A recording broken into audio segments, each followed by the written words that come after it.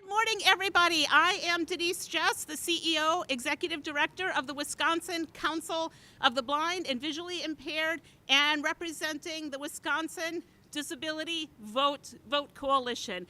I am thrilled to be standing with people with disabilities and our allies behind me who know so fully well the importance of accessible voting, of being able to exercise our fundamental right and responsibility to cast our ballot.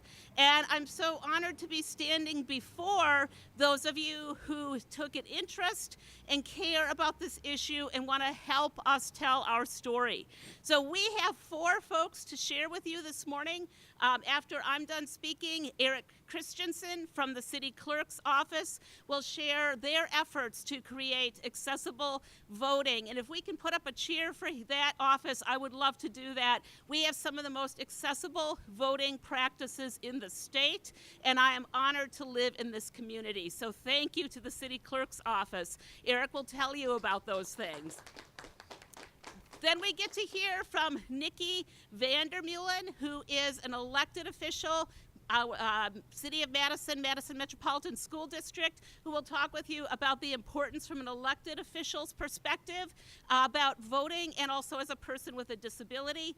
And rounding out and closing up shop is Jason Belungi from Access to Independence.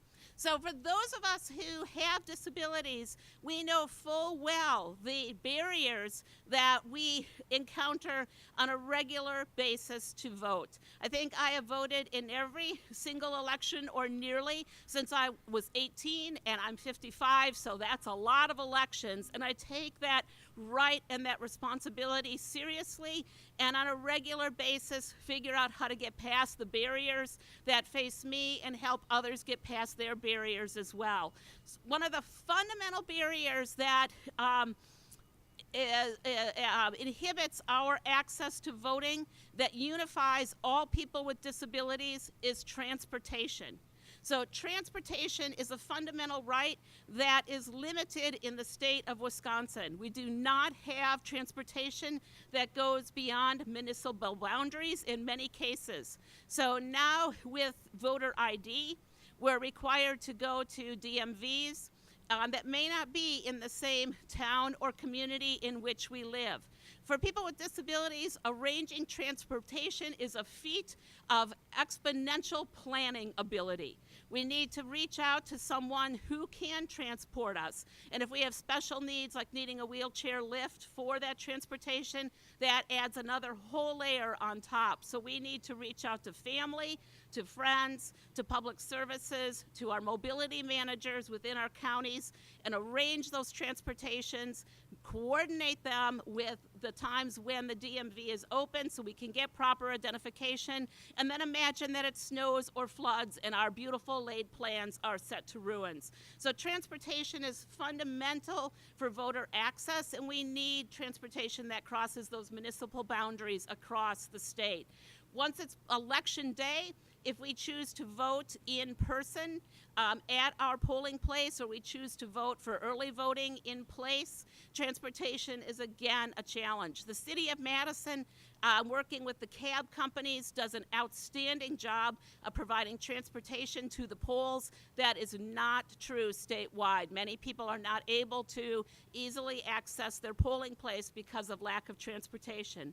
Some of the other unifying barriers that face people with disabilities when we go to vote is being able to access our ballot. So with the being able to cast our ballot through absentee balloting, we have greater access. Very few municipalities, however, provide that ballot in Braille. I know that the City of Madison does, and again, that's commendable. Those ballots have to be notarized and returned in a timely fashion so that they are at the polling place on the day of elections, so timing is everything with an absentee ballot. When we get to the polling place, if we choose to vote in person, our next barriers are getting inside the building. So with curbside voting, we have greater access to getting in if we have mobility impairments. But while our buildings may be ADA compliant, they are not particularly accessible. So in my polling place, for example, it would be scary to ride the elevator. It's been retrofitted into an old building, and every time I see it, I think compassionately of my brothers and sisters who use wheelchairs and walkers, knowing that that might be a little bit of a scary elevator ride. Once we're in those buildings too, old schools, old churches, community centers, the lighting may not be particularly good so that we can see our ballot. Not all municipalities use the same accessible voting equipment. Again, the city of Madison uses the express vote. It is a fantastic piece of voting equipment that will read the ballot to me, put it in large print, and then print my ballot choices once I've voted, and I can place that into the tabulator. Not all municipalities have this slick piece of equipment, and not all poll workers know how to use that equipment. So someone comes in, asks to use the accessible equipment, and the poll workers may feel really uncomfortable or nervous or worried that they're not able to set it up properly or use it properly, or it may actually be down, limiting the possibility of someone voting. We have to put a lot of trust in our poll workers, especially anyone who needs help casting their ballot if they're not using accessible equipment. A poll worker will mark your ballot for you, but boy, that's an act of faith to entrust your ballot into a stranger's hands. When we come in, we need to sign the poll book. Often the poll book might be far enough away where someone in a wheelchair has trouble reaching it. It's difficult to see it, so we need to be able to have access to that poll book so we can begin the voting process. Curbside voting, while it is available, it took me a long time to see where that actual doorbell was outside my polling place to have a poll worker come out. So while some folks without disabilities may say, oh, it's kind of inconvenient for me to vote, I've got a busy work schedule today, I don't know if I can get there, those of us with disabilities will jump many, many hurdles because we see how important it is for us to be heard, for our elected officials to know how important disability and other human rights issues are to us, and we will go through high water and something else to get there if need be, so that our vote matters. So I would love to turn this podium over to Eric Christensen from the city clerk's office, and Eric will share with you the remarkable work that the city is doing to create greater access for people with disabilities, which, by the way, when we create access for people with disabilities, we create greater access for everyone. It's a great win-win. So, Eric, thank you so much.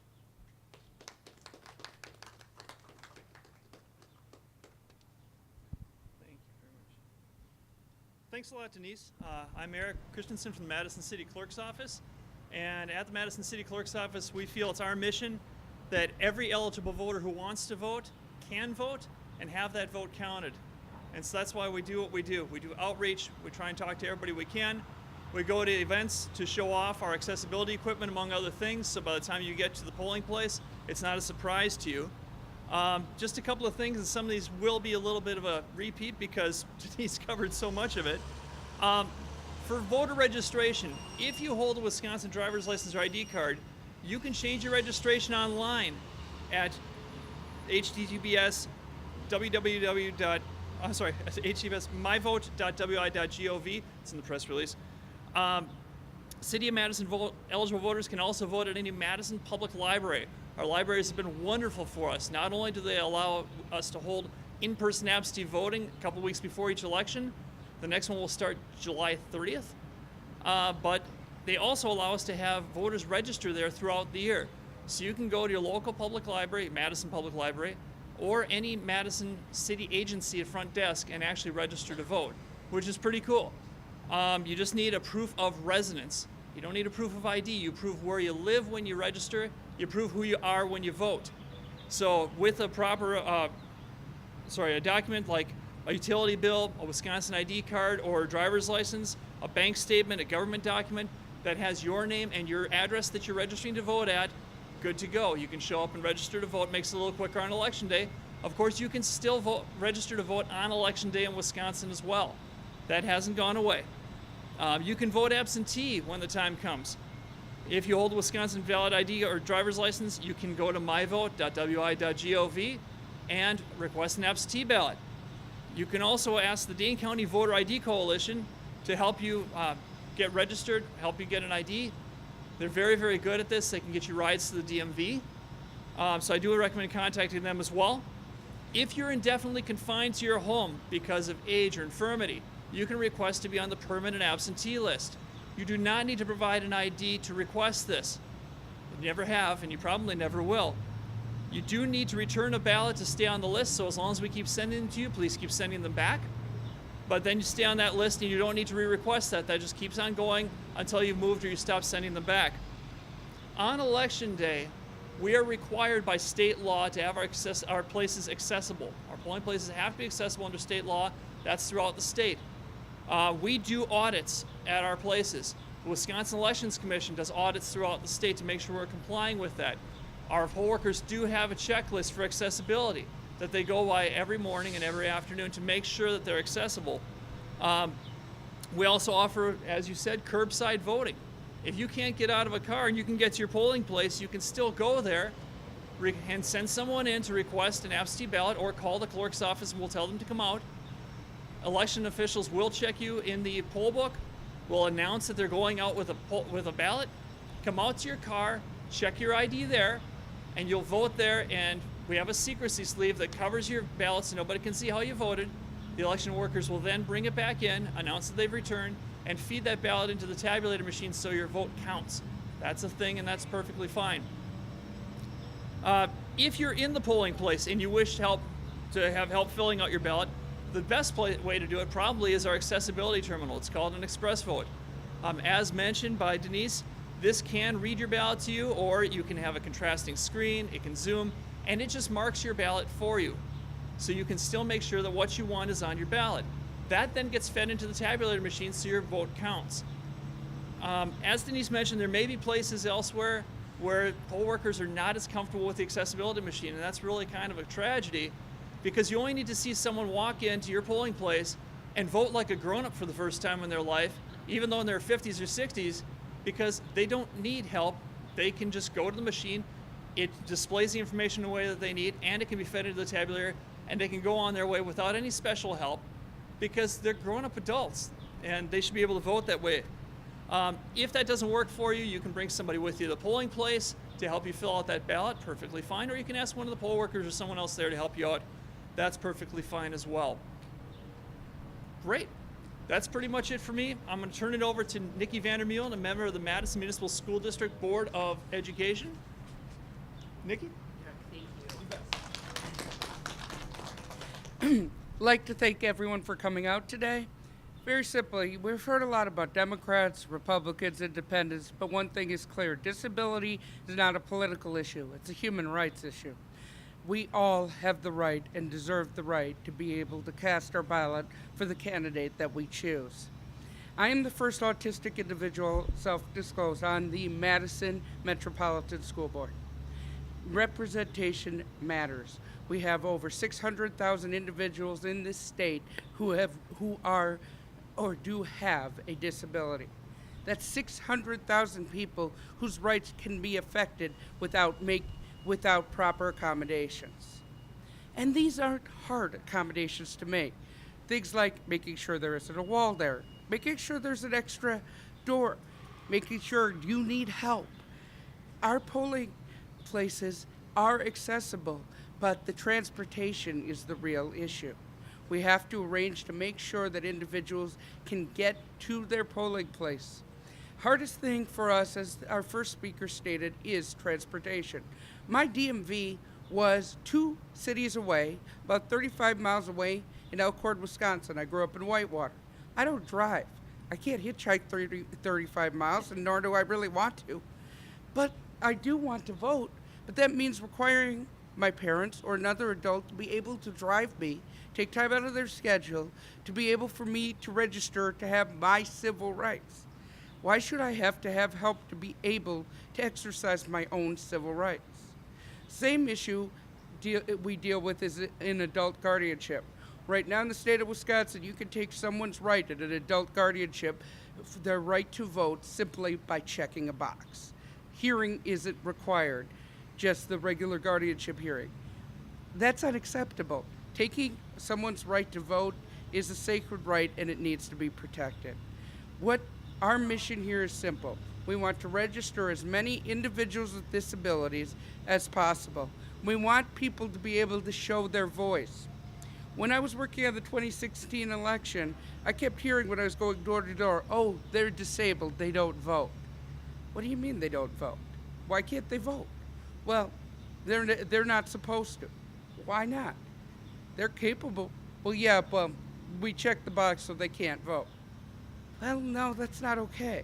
And those boxes, by the way, and those guardianships can be reopened. And you can how you do that is you contact the guardian ad litem and get the case reopened, because no one should have to give up the right to vote solely because of what they're born with or what disability they have occurred in life. Overall, being an elected official has taught me many things. One, representation is the most important. You can't truly relate unless you've lived it. To have individuals be there and say, I didn't know someone like me could actually do this, is hugely important. Two, your right to vote is precious, and no one should ever take it away. Thank you.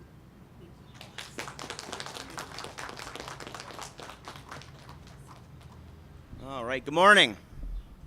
My name is Jason Belaungi. I'm the Assistant Director with Access to Independence, a local organization that provides advocacy, resources, and services to people of any kind of disability in all ages. And I'm also a voter with a mental health disability. I want to start with a quick quote, and that is, vote as if your life depends on it, because it does.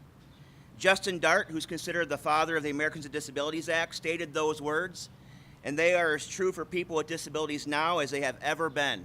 And let me explain why. For starters, people with disabilities are not voting at rates compared to those without disabilities. According to data, only 16 million people with disabilities voted in the 2016 election nationally. Just 55% of eligible voters with disabilities voted in that election. Just think about that, just 55% nationally. The impact of such low turnout is this. It allows a personal care workforce crisis to grow and continue. It continues to deny people with disabilities access to affordable, accessible housing. It ensures people with disabilities lack transportation needed to get to work, the store, medical appointments, and any place necessary to live in the community. It allows people with disabilities to be paid less than minimum wage. It threatens the programs that provide assistance for food and income to meet basic needs. It empowers members of Congress to try and weaken the Americans with Disabilities Act. And the list goes on and on and on. And that's why we, as partners and members of the Wisconsin Disability Vote Coalition, are here today. We want to rev up the disability vote. That means register, educate, vote, and of course, use your power. Thank you, and let's make a difference this year.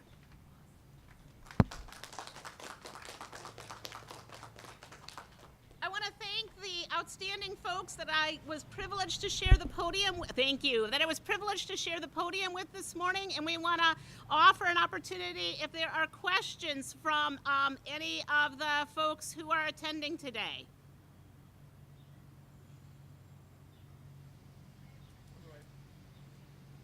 Yeah.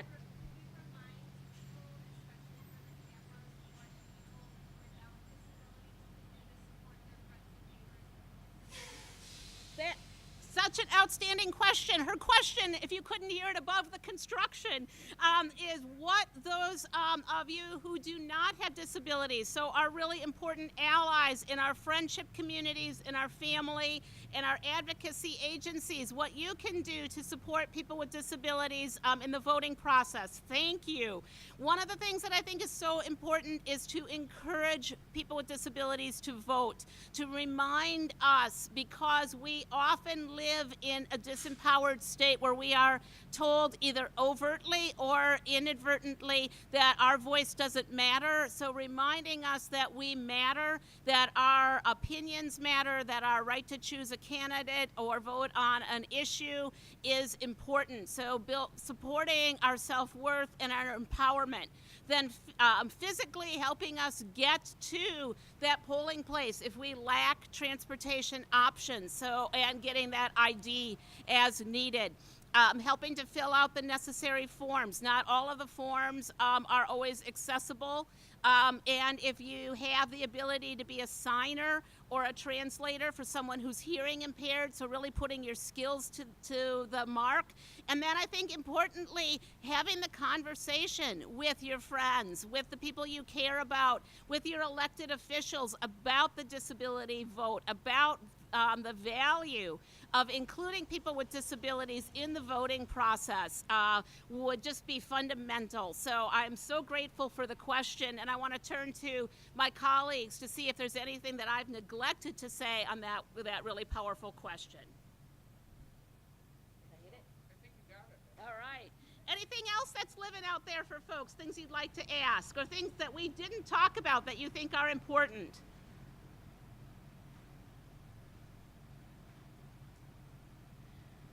All righty, so on this gorgeous day, please have a wonderful one. Please help spread the word about the work that the Wisconsin Disability Coalition is doing, and help to get everybody to the polls on August 14th for the primary, and November, give me the date somebody, 6th, thank you, November 6th for the general election. Have a great day, everybody.